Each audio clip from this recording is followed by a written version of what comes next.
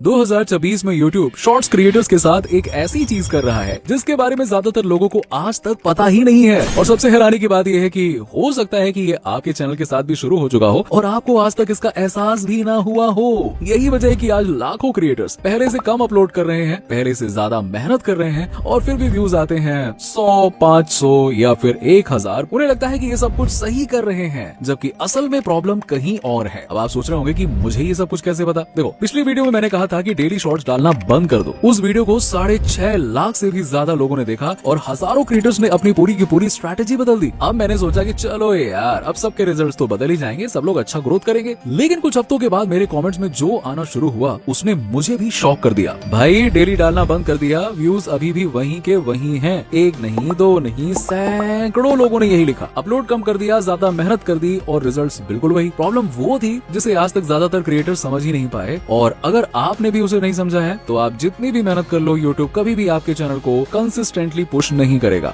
तो आज की इस वीडियो में मैं आपको कोई मोटिवेशन, कोई पुरानी सलाह या कोई बकवास थियरी नहीं देने वाला। मैं आपको वो 2026 का सिस्टम बताऊंगा जो आज एक्चुअली में काम कर रहा है। वही सिस्टम जो मैंने अपनी गलतियों से सीखा है, क्या करना है, क्या बिल्कुल नहीं करना है, और YouTube को क्लियर सिग्नल कैसे देना है कि आपकी वीडियो किस ऑडियंस तक पहुंचनी चाहिए। और आखिर में मैं आपको एक ऐसी डेंजरस मिस्टेक बताऊंगा जो सिर्फ एक बार करने से आपकी वायरल शॉर्ट्स का पूरा मोमेंटम ही एक दिन में खत्म हो सकता है। और सबसे डराने वाली बात यह है कि लोग ये मिस्टेक्स तब करते हैं जब उनका चैनल सबसे अच्छा चल रहा होता है। इसलिए वीडियो को आखिरी तक जरूर देखना, क्योंकि हो सकता है कि आज तक आप गलत प्रॉब्लम को सॉल्व कर रहे थे। और हाँ, इससे पहले कि हम शुरू करें, मुझे पता है कि लोग अभी भी कमेंट में लिखेंगे, भाई पिछली वीडियो में कुछ और बोला था और अब कुछ और बोल रहे हो। सुनो, पिछली वीडियो गलत नहीं थी। डेली अपलोड सच में नुकसान करता है, वो बात आज भी उतनी ही सही है। लेकिन सिर्फ अपलोड करने से व्यूज अपने आप नहीं आ जाते हैं दोस्तों। वो पहला स्टेप था, आज है दूसरा स्टेप। देखो, आगे बढ़ने से पहले आपसे एक छोटी सी रिक्वेस्ट है। मैं जानता हूँ कि ऐसी इन्फॉर्मेटिव वीडियोस पर व्यूज आसानी से नहीं आते हैं। अगर कोई फालतू चैलेंज होता तो व्यूज भर भर के आते। तो अगर आपको लगता है कि ऐसे प्रैक्टिकल वीडियोस और लोगों तक पहुंचनी चाहिए तो फटाफट से लाइक कर दो और चैनल को सब्सक्राइब कर लो, और इधर से वीडियो को हाइप भी कर देना। पार्ट 1 पर 5 लाख प्लस हाइप्स आए थे, तो अब देखते हैं आपकी बारी है। इस वीडियो को आप देखते हैं कितना हाइप तक पहुंचाते हो। और हाँ, एक अकाउंट से 3 बार हाइप कर सकते हो। अब आते हैं असली बात पर। अगर आप शॉर्ट्स क्रिएटर हो तो ये पैटर्न आपने खुद भी नोटिस किया होगा। कभी क्या होता है कि आपकी एक शॉर्ट लाखों व्यूज ले आती है और आप सोचते हैं कि बस आप चैनल चल पड़ा। लेकिन उसके बाद अगली 3 से 4 शॉर्ट्स मुश्किल से 2 से 3 हजार व्यूज तक ही पहुंच पाती है। फिर अचानक से एक और वीडियो चल जाती है और उसके बाद फिर वही गिरावट। पूरा चैनल एक रोलर कोस्टर की तरह बन जाता है और आपको लगने लगता है कि ये सब किस्मत का खेल है। और मैं ये कोई किताबी बात नहीं कह रहा हूँ, मेरे साथ भी बिल्कुल यही हो चुका है। एक वीडियो चली, फिर सब कुछ डाउन, फिर एक चली, फिर सब डाउन। महीनों तक मैं यही सोचता रहा कि एल्गोरिदम मेरे अगेंस्ट हो गया है क्या, या शायद मेरा चैनल ही फ्रीज हो गया है। लेकिन आज मैं आपको बता दूं, एल्गोरिदम कभी किसी के अगेंस्ट नहीं होता है, वो बस कंफ्यूज हो जाता है। और अब मैं आपको दिखाता हूँ कि वो कंफ्यूज होता कैसे है। यही पर ज्यादातर लोग सबसे बड़ी गलती करते हैं। उन्हें लगता है कि हर नई शॉर्ट एक नई शुरुआत होती है, नई वीडियो, नया चांस, नई किस्मत। जबकि असल में हर नई शॉर्ट पिछली शॉर्ट का रिजल्ट अपने साथ लेकर आगे बढ़ती है। आपका पिछला अपलोड तय करता है कि आपके अगले अपलोड को यूट्यूब कितना भरोसा देगा। और अगर ये बात आपको समझ में आ गई है तो आगे के सारे स्टेप्स अपने आप क्लियर हो जाएंगे। देखो, इसे ऐसे समझो, आपका चैनल यूट्यूब के लिए एक दुकान की तरह है। अब अगर आपकी दुकान में आज कपड़े हैं, कल मोबाइल और परसों सब्जी, तो कस्टमर को समझ ही नहीं आएगा कि आपकी दुकान असल में किस चीज की है। और जिस दुकान का ही पता न चले कि वो क्या चीज की दुकान है, वहाँ दोबारा कोई आता ही नहीं है। यूट्यूब भी बिल्कुल वही करता है।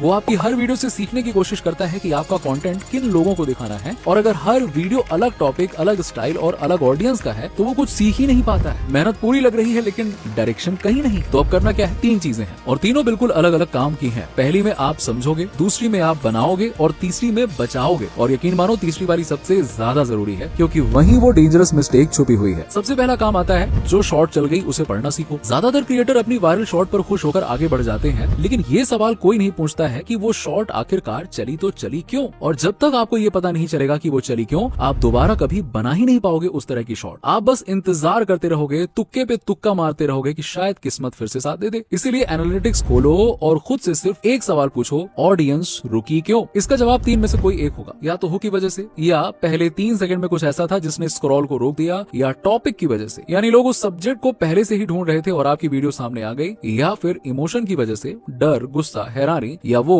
अरे ये तो मेरे साथ भी होता है ये वाली फीलिंग। ये 3 ही असल रीजन होते हैं और इनमें से कोई एक हमेशा आपकी विनिंग वीडियो के पीछे होता है। और ये पता करना बहुत ही आसान होता है। अपनी उस चली हुई शॉर्ट का रिटेंशन खोलो और सिर्फ पहले 3 सेकंड्स को देखो। अगर वहाँ कोई बड़ा ड्रॉप नहीं है तो समझ लो कि हुक ने काम किया था, और अगर ड्रॉप बाद में आया है फिर भी व्यूज आते रहते हैं तो समझ लो कि टॉपिक में दम था। बस इतना सा चेक 2 मिनट का काम है, लेकिन ज्यादातर क्रिएटर्स क्रिएटर्स ये कभी करते ही नहीं है। अब इतना जान लेने का फायदा क्या होता है? फायदा ये है कि अगली बार आपको पूरा वीडियो दोबारा नहीं बनाना पड़ेगा, आपको सिर्फ वही एक चीज दोबारा करनी है जो चली थी, और यही वो जगह है जहाँ से आपका दूसरा काम शुरू होता है, जो शायद इस पूरी वीडियो का सबसे इंपॉर्टेंट हिस्सा है। एक सेकंड के लिए रुको, क्योंकि अगर तुम शॉर्ट्स बनाते हो तो ये बात तुम्हारे लिए बहुत इंपॉर्टेंट है। मोस्टली शॉर्ट्स क्रिएटर्स सिर्फ एडसेंस अर्निंग पर डिपेंड रहते हैं, इसलिए लाखों व्यूज आने के बाद भी अर्निंग कुछ हजार रुपए तक ही रह जाती है। लेकिन स्मार्ट क्रिएटर्स व्यूज को सिर्फ व्यूज नहीं मानते, वो उन्हें ट्रैफिक में कन्वर्ट करके मनी मेकिंग सिस्टम का हिस्सा बना देते हैं। क्योंकि बंदा तुम्हारा शॉर्ट देखा है, स्वाइप करता है और चला जाता है। अगर तुम उस ट्रैफिक को कहीं ले ही नहीं जा रहे तो वो व्यू वहीं खत्म हो गया। इसीलिए तुम्हें उस ट्रैफिक को कहीं ले जाना पड़ेगा। तुम्हारे बायो में एक ऐसा पेज होना चाहिए जहां व्यूअर को तुम्हारी कोई वैल्यूएबल चीज मिल सके, एक गाइड, टेम्पलेट, कोर्स, सर्विस या कुछ भी जो तुम सेल करना चाहो। लेकिन यहीं पे मोस्ट क्रिएटर्स अटक जाते हैं। पेज कैसे बनाऊं? मुझे डिजाइनिंग नहीं आती, कोडिंग नहीं आती। लेकिन इसके लिए कोडिंग सीखने की जरूरत नहीं है। ये देखो, मैं यहाँ बस प्लेन इंग्लिश में लिख रहा हूँ कि मुझे कैसा पेज चाहिए, बिल्कुल वैसे जैसे तुम किसी डिजाइनर को बता रहे हो कि पेज में क्या क्या होना चाहिए, और बस page ready. Headline, sections, buttons, सब कुछ ऑटोमेटिकली क्रिएट हो गया। अब मैं इसमें जो चाहे वो चेंज कर सकता हूँ, अपने प्रोडक्ट के अकॉर्डिंग कस्टमाइज कर सकता हूँ, और पेमेंट भी इसी सिस्टम के अंदर कनेक्ट कर सकता हूँ। मतलब व्यूअर क्लिक करे, लैंडिंग पेज पर आए, प्रोडक्ट समझे और परचेस करे, पूरा प्रोसेस एक ही जगह से मैनेज हो सकता है। और सबसे इंटरेस्टिंग बात यह है कि जितना टाइम कभी कभी मुझे एक शॉर्ट एडिट करने में लगता है, उससे भी कम टाइम में ये लैंडिंग पेज रेडी हो गया। ये टूल है गो हाई लेवल, और इसमें सिर्फ लैंडिंग पेज ही नहीं है, पेमेंट, कॉन्टैक्ट्स, ईमेल ऑटोमेशन और दूसरे बिजनेस प्रोसेसेस भी एक ही प्लेटफॉर्म के अंदर मैनेज कर सकते हो। अगर तुम खुद ट्राई करना चाहते हो तो लिंक डिस्क्रिप्शन में है, वहां से साइन अप करके एक्सटेंडेड फ्री ट्रायल में अपना पेज खुद बना के देख सकते हो। और अगर गो हाई लेवल का पूरा सिस्टम और इसके सारे फीचर्स डिटेल में समझना है तो इसका डिटेल्ड वीडियो भी डिस्क्रिप्शन में मिल जाएगा। चलो अब वापस आ दूसरा काम, और इसी को मैं 3 एंगल रूल कहता हूँ। रूल बड़ा सिंपल सा है, जो टॉपिक एक बार चल गया ना उससे तुरंत मत भागो, उसी टॉपिक से रिलेटेड कम से कम 3 और शॉर्ट्स डालो। अब यहाँ पे ज्यादातर लोग रुक जाते हैं और कहते हैं कि भाई एक ही टॉपिक पर 3 वीडियो कैसे बनेगी यार, क्या बात करते हो? वही बात दोबारा नहीं बोल सकते हैं, बिल्कुल सही बात है। इसीलिए टॉपिक सेम रखना है और एंगल बदलना है। मान लो कि आपकी एक शॉर्ट चली, लेट्स एग्जांपल की उसका टॉपिक था शॉर्ट्स पर व्यूज नहीं आ रहे, तो ये करो। अब इसी एक टॉपिक से कम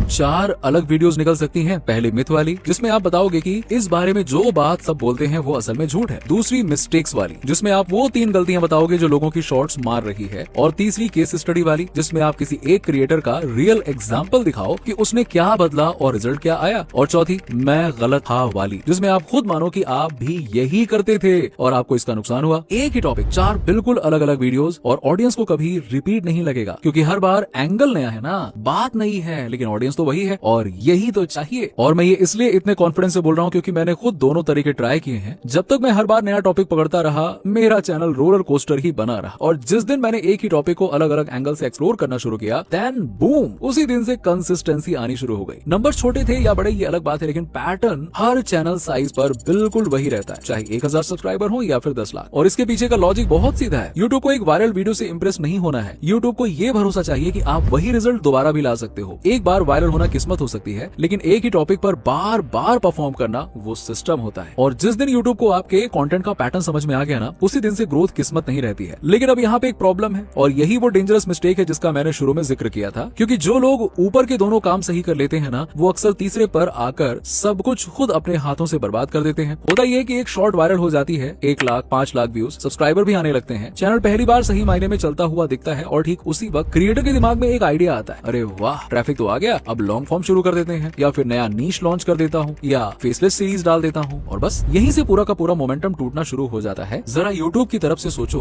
उसने अभी अभी आपकी एक वीडियो सही ऑडियंस तक पहुंचाई है, उसने यानी कि यूट्यूब ने आपको समझना शुरू किया, आपके कंटेंट को समझना शुरू किया, उसे पहली बार समझ में आया कि आपका कंटेंट किन लोगों को पसंद में आ रहा है, वो अभी अभी आप पर भरोसा करना शुरू ही कर रहा था, और अगले ही अपलोड में आप पूरी की पूरी डायरेक्शन ही बदल देते हो। What is this? अब यूट्यूब फिर से 0 पर आ जाता है। जो ट्रस्ट आपने महीनों में कमाया था, वो एक ही अपलोड में खर्च हो जाता है। ये वही दुकान वाली बात है कि आपकी दुकान चलनी शुरू हुई, लोग आने लगे, पहचान बननी शुरू क्या हुई, और आपने अगले ही दिन पूरा का पूरा सामान ही बदल दिया। अब वो कस्टमर दोबारा क्यों आएगा? उसे तो पता ही नहीं है कि आपकी दुकान अब बेचती क्या है। और सबसे डराने वाली बात पता है क्या है? ज्यादातर क्रिएटर्स को कभी पता ही नहीं चलता है कि उनके चैनल की रीच किस दिन गिरनी शुरू हुई थी। उन्हें महीनों तक लगता रहता है कि एल्गोरिदम खराब हो गया है, या फिर कंपटीशन बढ़ गया है, या शायद अब शॉर्ट्स का टाइम निकल गया है, जबकि असल में उनका एक डिसीजन पूरा मोमेंटम तोड़ चुका होता है, और वो डिसीजन उन्होंने अपने सबसे अच्छे दिनों में लिया। तो रूल क्या है? नया कंटेंट जरूर बनाओ, लेकिन उसी लेन में बनाओ, उसी ऑडियंस के लिए बनाओ, उसी प्रॉमिस के आसपास बनाओ, उसी इंटरेस्ट पर बनाओ। अनएक्सपेक्टेड फैक्ट्स देखने वाली ऑडियंस को अगले ही दिन टॉप 10 कार फैक्ट्स मत दिखा देना।